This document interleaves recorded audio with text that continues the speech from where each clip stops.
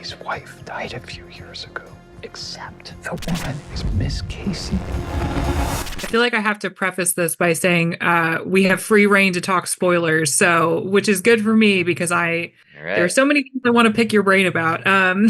Good. But I did want to start though by asking about the credits, the new credits for season 2. What did you really want to try to emphasize in terms of themes with this new opening for the show? Yeah, it was a lot of different things. I don't know that there's sort of one cohesive theme that we went into it, with in mind. But we did want to, we wanted to go back to season 1 and have certain imagery that was evocative of season 1.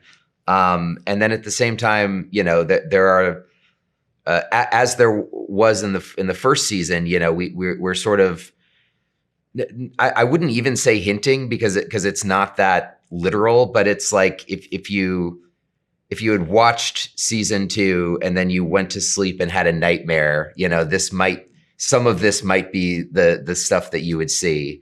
And so, I don't think that there's anything spoilery in there. I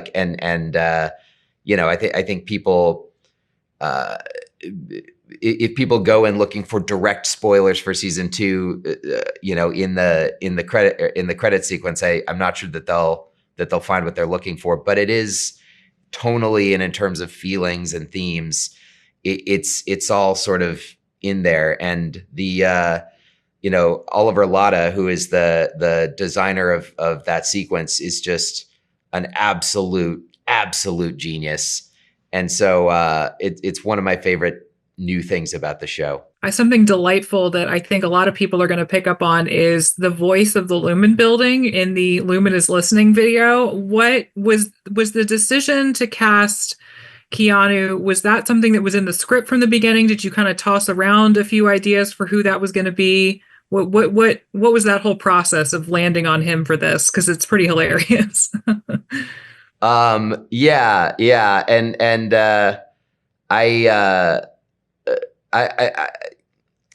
all I can say is that, we talked about a couple of different people for that role. We always wanted it to be somebody that the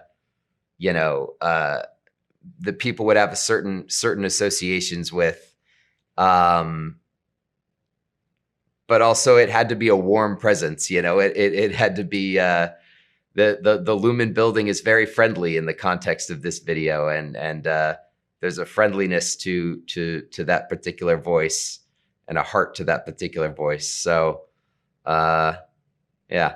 I know I don't have a ton of time with you, and I feel like there's so many little moments I want to ask about. But one thing for sure is the finale really drops that bombshell on Mark that Gemma is still alive somehow. But it feels like this season pays that off pretty quickly.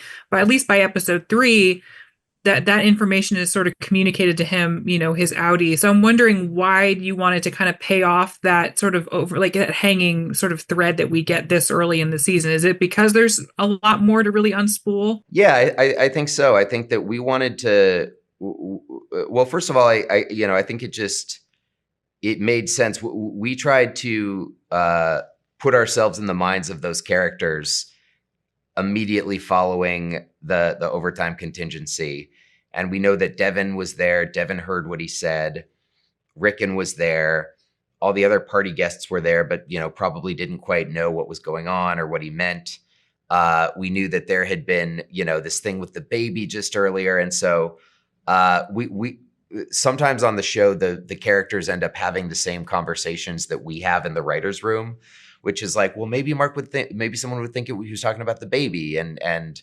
But ultimately we didn't want to spend too long on that because we wanted to pay off the overtime contingency. Like we thought the most interesting thing about it is that Mark does manage to communicate an important piece of information and also get an important piece of information, and that changes the status quo on both sides. All of a sudden, we're living in a very different world on both the innie and the outie side. So, yeah, we wanted to get him to a point where he was actively trying to make contact with his innie and ultimately trying to save his wife. I mean, speaking of another episode that changes the status quo for the Orbot, which it's a big turning point. I mean, it leads to a pretty big reveal about Helly. Irving, his suspicions are pretty definitively confirmed in this episode with that interaction. But I'm wondering about the decision to bring that outside of the office and have them go on this sort of, woodland retreat. Why did that really feel like the best backdrop for all of this to kind of go down?